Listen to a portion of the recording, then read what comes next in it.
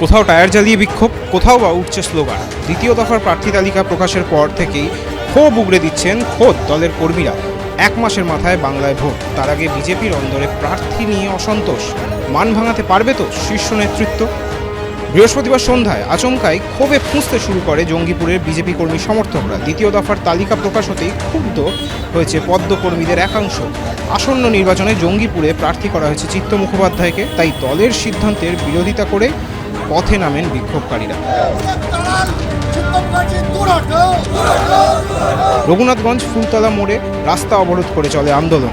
জঙ্গিপুর বিধানসভা একটা উদাহরণ নয়, 42 কিলোমিটার দূরে শামশেরগঞ্জ বিধানসভার অন্দরেও তৈরি হয়েছে ক্ষোভের পাহাড়। আসন্ন নির্বাচনে সেখানে ষষ্ঠীচরণ ঘোষকে প্রার্থী করেছে পদ্ম শিবির। তারপরেই পথে নেমেছেন দলীয় কর্মী সমর্থকদের একাংশ। বৃহস্পতিবার রাতে ধুলিয়ানে পথ অবরোধ করে বিক্ষোভ দেখান তাঁরা।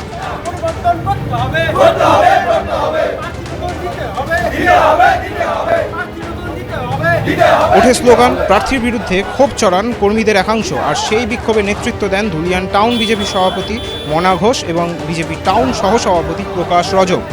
নদিয়ায় আবার বেনজির অভিযোগ, যিনি প্রার্থী হিসেবে টিকিট পেয়েছেন তাকে বিজেপি কর্মী হিসেবে মানতেই চাইছেন না কর্মী সমর্থকদের একাংশ। যা ঘিরে উত্তপ্ত নদিয়ার রানাঘাট দক্ষিণ বিধানসভা কেন্দ্র।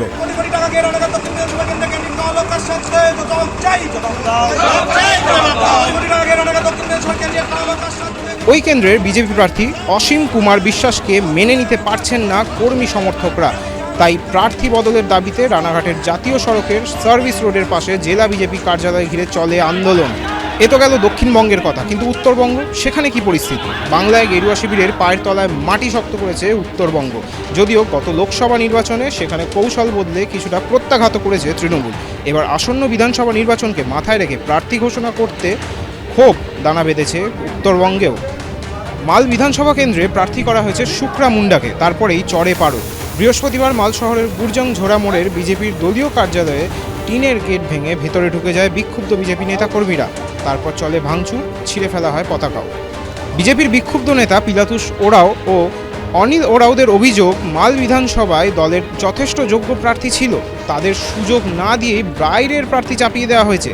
কার্যালয়ে ভাঙচুরের খবর পেয়ে ঘটনাস্থলে পৌঁছন মাল টাউন মণ্ডল সভাপতি নবীন সাহা। সর্বপ্রথম বলেই মাল বিধানসভা আমাদের সকলের আশা ছিল যে বিধানসভার ভিত্তিতেই ক্যান্ডিডেট হবে। তো সেখান থেকে দাঁড়িয়ে যে দলের যারা কর্মী আছে তাদের খুব প্রকাশ হয়েছে, সেখানে তো কিছু বলার নেই। কিন্তু আমাদের আশা ছিল যে মাল বিধানসভা থেকে ক্যান্ডিডেট হবে।